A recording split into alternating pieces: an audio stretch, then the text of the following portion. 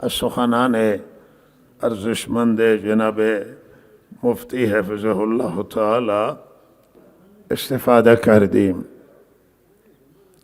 دنیا به هر حال دار امتحان هست و آزمایشات، و این آزمایشات که در دنیا می آیند همه به خاطر آنند که ببینه الله تعالی ما برداشتمون چه هست، قضاوت ما چه هست، چگونه قضاوت می کنیم و چگونه در مقابل این حوادث رفتار ما چگونه خواهد بود و چگونه عمل می کنیم توی این جریانات. کل دنیا و زندگی دنیا بیش از یک آزمایش و امتحان چیز دیگری نیست و روی این است که باید ما بیدار باشیم و حوادثی که توی دنیا پیش می آیند و اتفاقاتی که پیش می آیند، این اتفاقات و حوادث باید قضاوت ما و عملکرد ما، رفتار ما به نحوی باشه که الله تعالی خوشنود باشد، الله راضی باشد، رضایت خدا را در نظر بگیریم و نحوی رفتار بکنیم که ما موفق بشیم توی این آزمایشات و امتحانات. از این آزمایشات یکی همین جریانات که توی دنیا پیش می آیند، اتفاقا که توی دنیا پیش می آیند. هم دین اسلام به ما مسئولیت داده، به ما تعهد داده که ما نسبت به همه این جریانات بی تفاوت نباشیم. چه می‌گذرد بر انسانها و انسانیت، چه می‌گذرد بر مسلمانان و بر اسلام، و بیدار باشیم و این شرایط ها را همه ما در نظر بگیریم. هم وظیفه انسانی ما، هم وظیفه اسلامی ما بسیار سنگینند.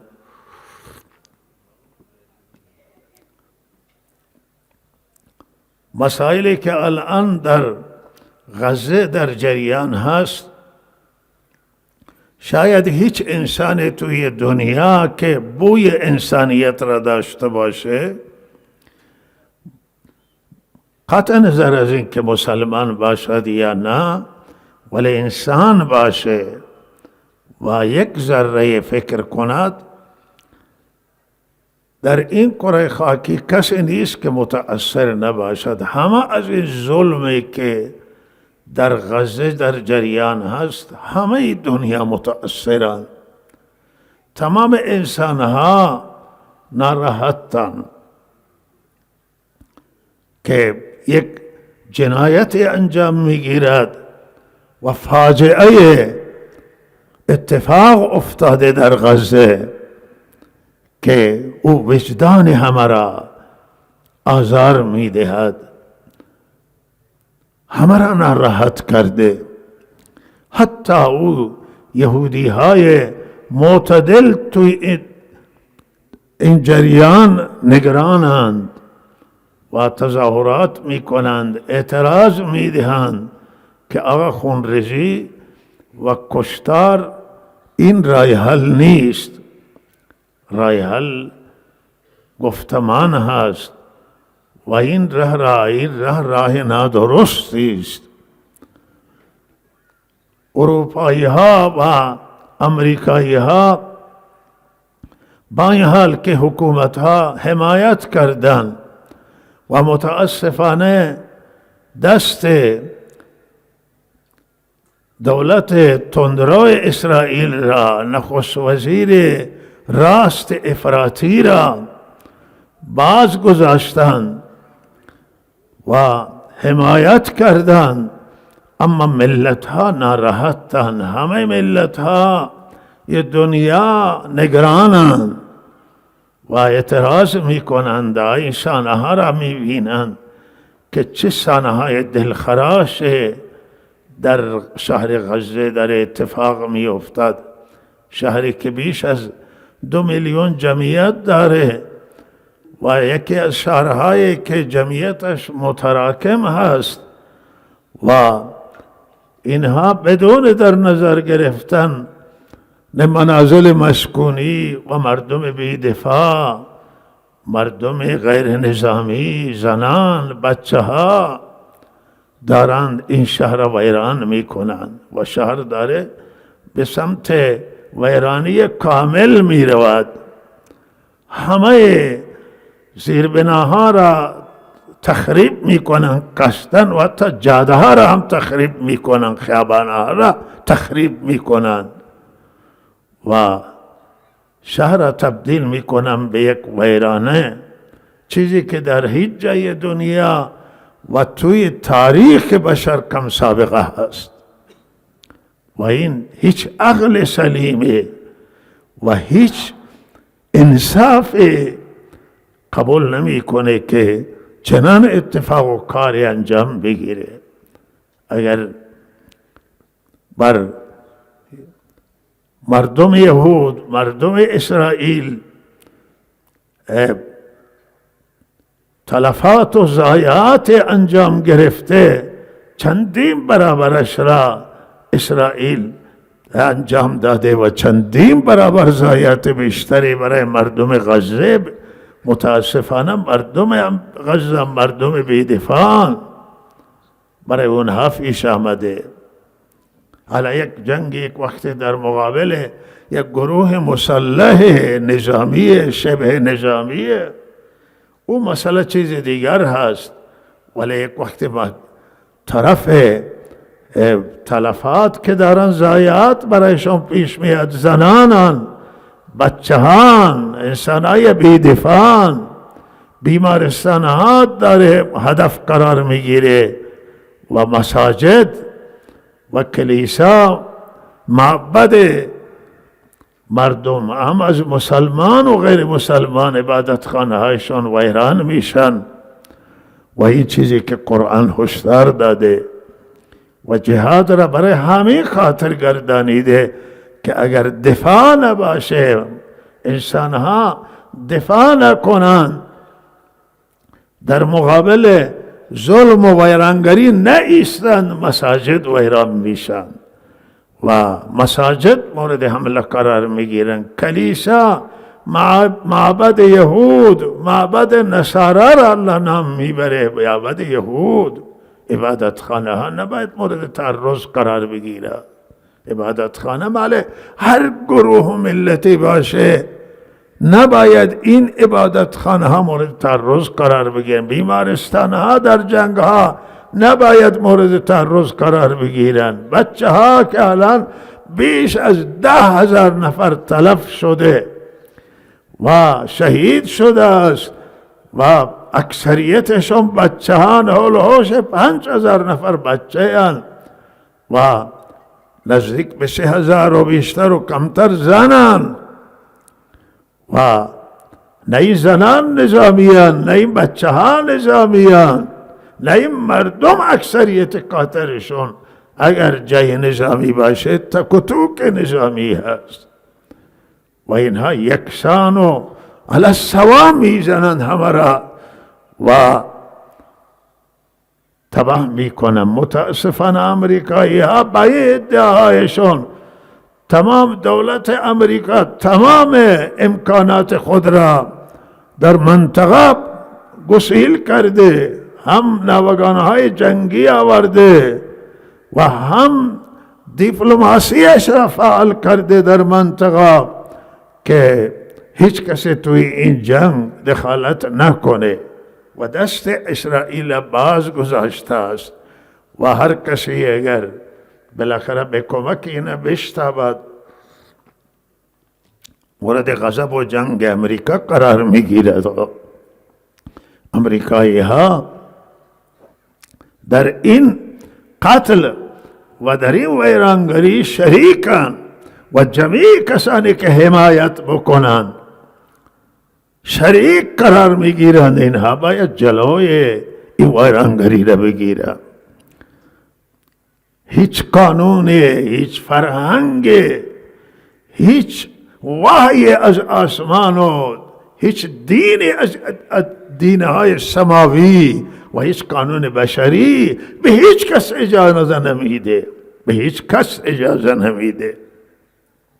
مسلمان باشه غیر مسلمان که دست به کشتار زنان بزنه، دست به کشتار بچه ها بزنه و عبادت خانه ها را ویران کنه و بیمارستان ها را ویران بکنه، هیچ قانون اجازه را نمیده.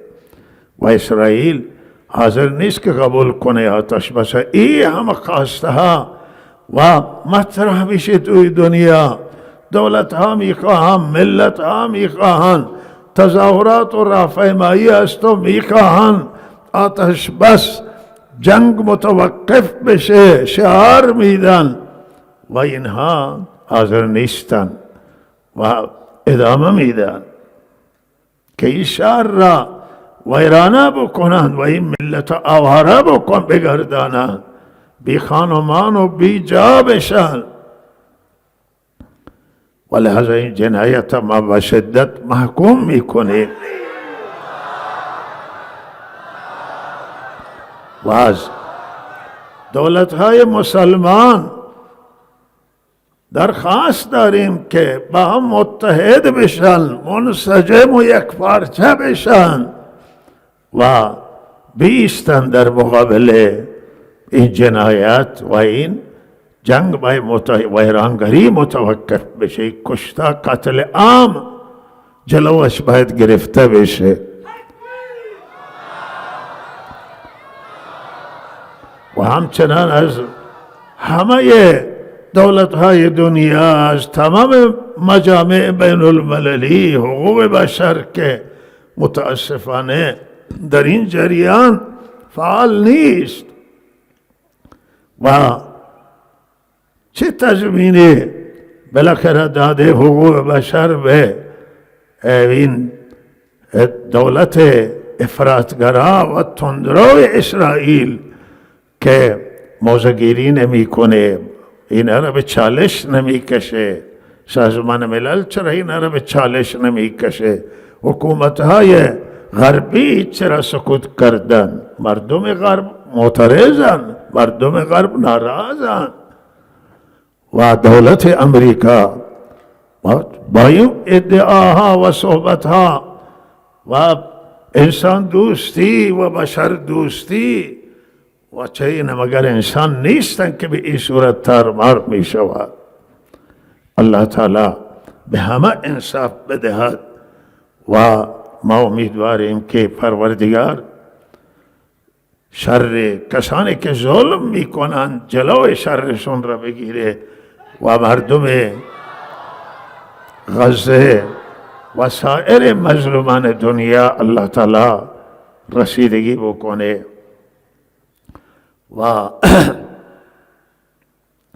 نکته دوم در رابطه با آخری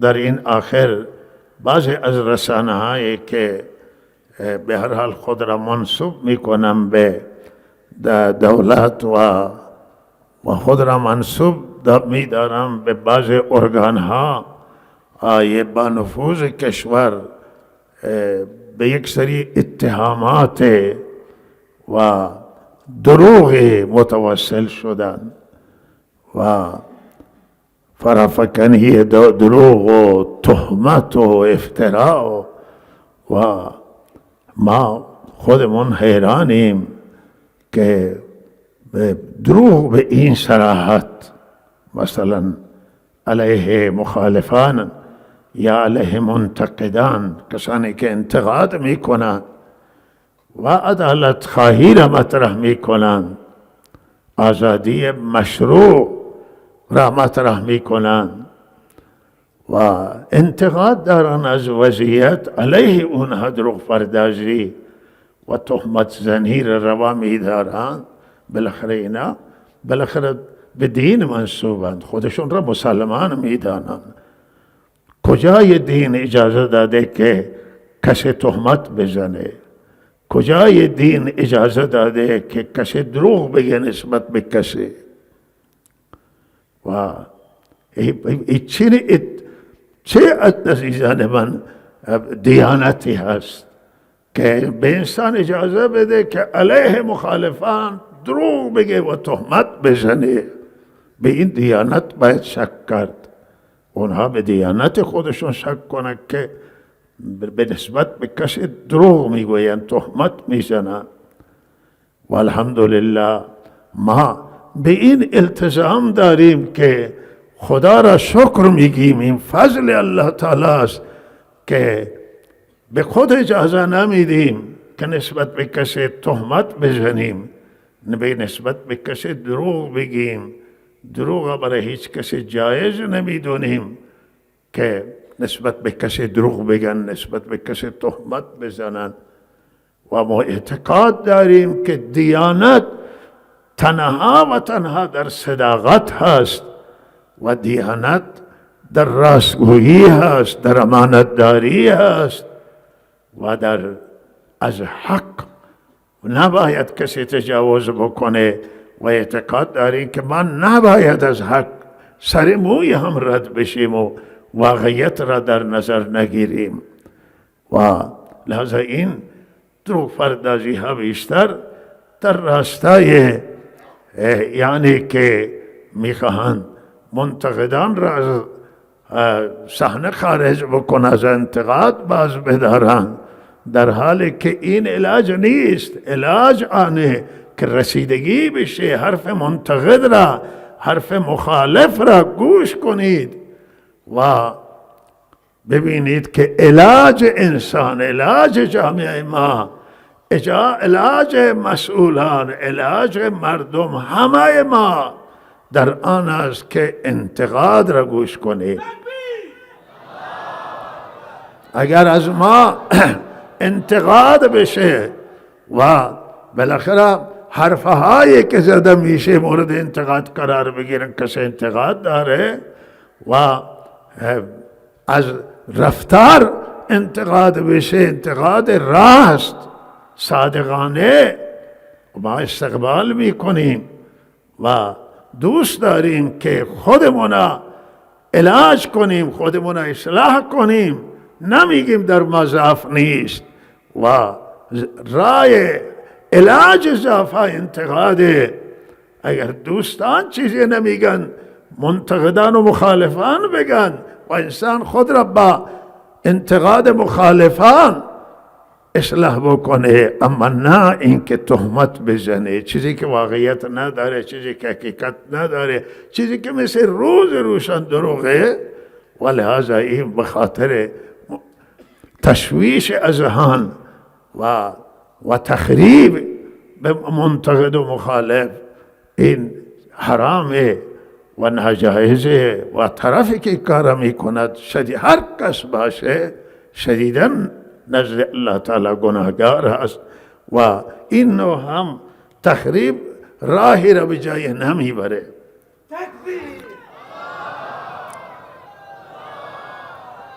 اعتقاد ما است و این به خیر و صلاح مملکت ما و کشور ما هست که روزنامه نگار و رسانه ها را سختی نکنه، آزاد بگذاره. رسانه ها برای آنند که واقعیت ها را انعکاس بدن. در تمام دنیا واقعیت ها را اصحاب رسانه و صاحبان رسانه منعکس می کنند، واقعیت ها را میگن و هم خواسته ها و نظرات مسئولان به مردم منعکس می کنند، خواسته و نظرات مردم را به مسئولان منعکس می کنند و این یک نیاز بشری و انسانی در تمام دنیاست. و آزادی رسانه ها این از آزادی ابتدایی و اولی هر تمدن و هر ملت و نباید اصحاب رسانه صاحب فشار مورد فشار قرار بگیرن. الان توی کشور ما بالاخره به کمترین چیزی مردم احضار میشن یا بازداشت میشن. صاحبان رسانه، روزنامه‌نگاران، این چه خوشایند نیست، این چیزی خیلی سخته. نباید همه رسانه آنچه که نظر مسئولانه، نظر حاکمان او را مطرح کنند، بلکه اون چه که بالاخره تو عرف، توی قوانین آزادی که همه قانون خود ما، قانون کشور اون آزادی را که داده، باید آزادی تامین بشه برای روزنامه‌نگاران، برای همه صاحب رسانه. ما که اینجا جامعه اهل سنت که هیچی نداره از این بابت و در صفر قرار داره اهل سنت، و لحاظا نه محوره ما داریم اینجا توی کشور و نه احزاب اینجا این آزادی را دارن که بالاخره تلویزیون داشته باشن، محوره داشته باشن. توی دنیا این آزادی موجوده، جای دیگه تو خیلی کشورهای دنیا، دنیای آزاد همه این رسانه ها را دارن، احزاب و گروهات ها و جمعیت ها و مذاهب و ادیان ولی اینجا ما نداشتیم. یک سایتی هست که همه اول فیلتر شده و فیلتر هست توی کشور و بالاخره هم این حالا کسی که اینجا عکس میگیره و بالاخره بگیرند و بازداشت کنند، و یا کسی که اینجا کار میکنه مورد تعقیب قرار بگیره، ما بر این وضعیت سخت اعتراض داریم.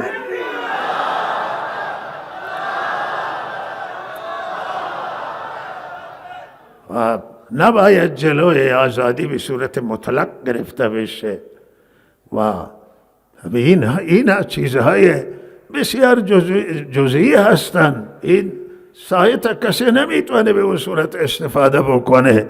اون یک سایتی که به دفتر ما، مال دفتر ما است، همون به محض که این سایت مطرح شد بلا فاصله فیلترش کردن، هیچ نگذاشته که چه کاری میکنه. و ما به عنوان ایرانی، به عنوان ملت و مردم این کشور خواهان آزادی هستیم. آزادی بیان باشه، آزادی قلم باشه، روزنامه‌نگاران آزاد کنید. بازداشتی هایی که در این زمینن درخواست اینه که آزاد بشن، حرف بزنند، واقعیت را بیان بکنند و این به نفع کشوره، به نفع دولت و به نفع حاکمیت و به نفع مردم و به نفع همه هست و الله تعالی همه مشکلات را حل بکنه. و درخواست بنده از شما مردم عزیز اینه که مثل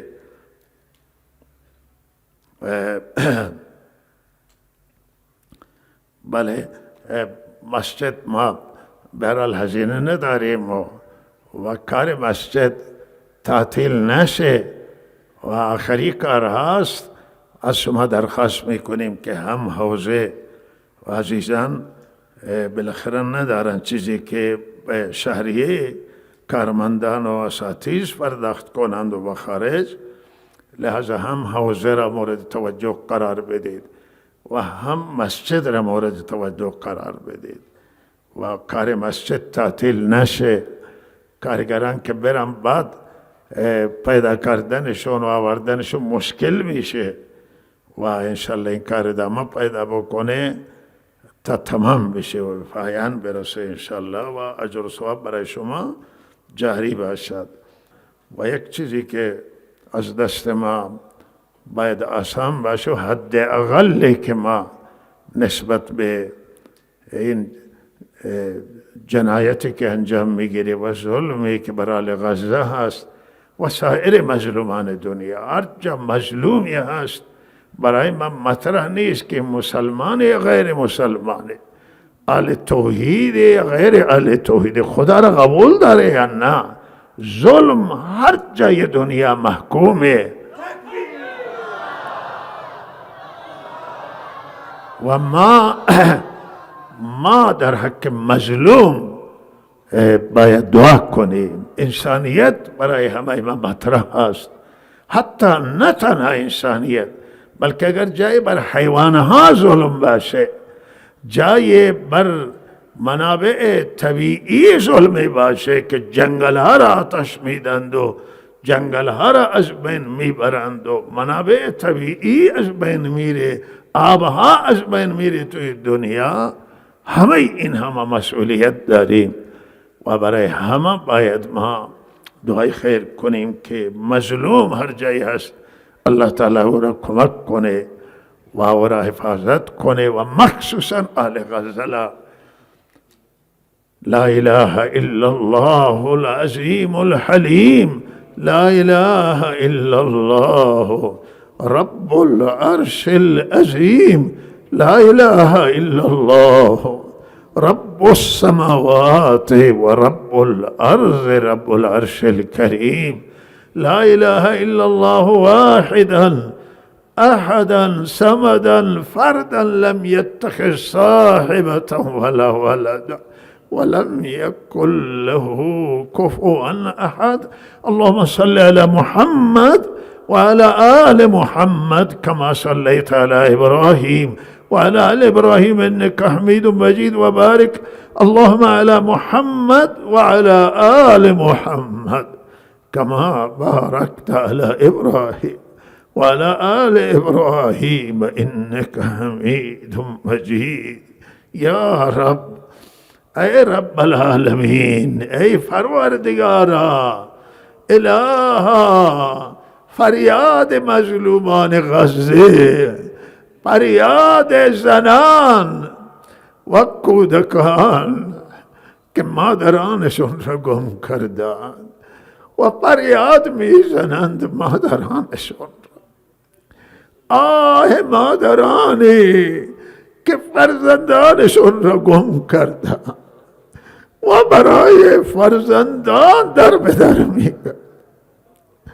آه همه مظلومان دنیا، آه همه بی پناه دنیا، آه کسانی که یا رب قدرت دفاع از خود ندارند.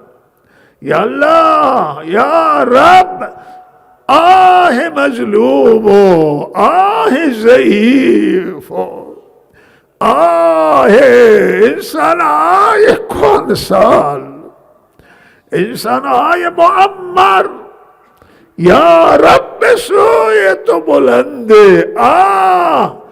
آه دنیا، آه بی فنا به سوی تو بلند هست. یا رب، یا رب تو نشان بده به زورمندانی اله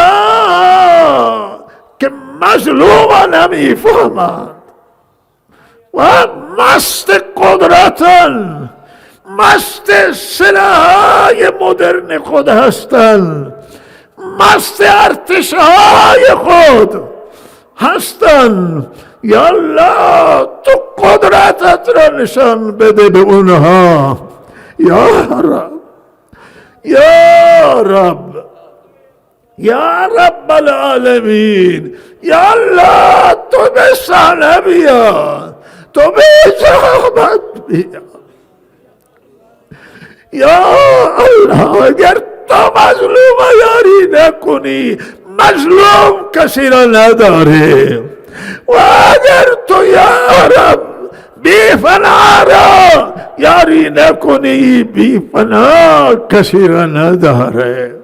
یا الله کسش تویی، به تو فنا می آورند، همه ما به تو فنا می آوریم. یا الله فرج می آور. یا الله صاحبان قدرت و صاحبان زر و زور و صاحبان سلاح و توانایی را یا الله به سر جایشون بنشان. یا الله، یا الله نشان بده به اینها که تو هستی و توی، تو همه چیز در دست توی. اینا دل خوش کردن به قدرتایشان، اینا خیال کردن، اشتباه فکر میکنن. یا الله ان ربک لبالمرصاد، پروردگار کمی زده برای ظالم، برای طغیان گر، برای فراعنه زمان، برای نمرودهای زمان، برای متکبران و جبابره کمین زده. یا الله تو تیرت را به سوی ظالم شلیک کن یا الله، و یا الله مظلوم دستگیری کن. یا الله این مردم غزه با این جمعیت 2 میلیون خورده کجا برند یا الله؟ اینا جای ندارد و توی خانه ها نابود می شوند یا الله. این مظلومان اوکراین، مظلومان جای دیگر دنیا، هر جای دنیا یا الله مظلومی است. تو یار مظلومی و خصم ظالمی یا الله.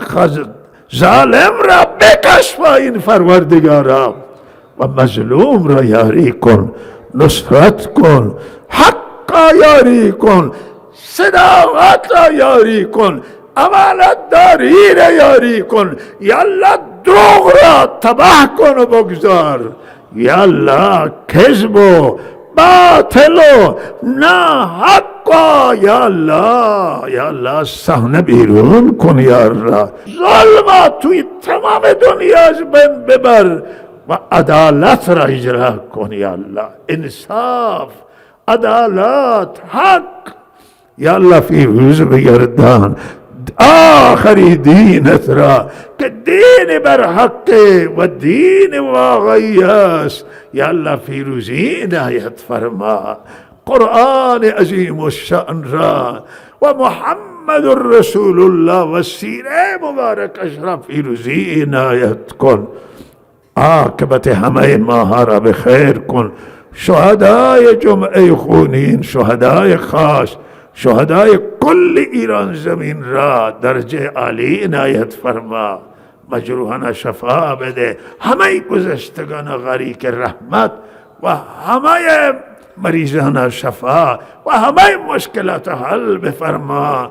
و آخری رحمتی که نازل کردی باران توی منطقه، مرا توفیق شکرت را عنایت فرما.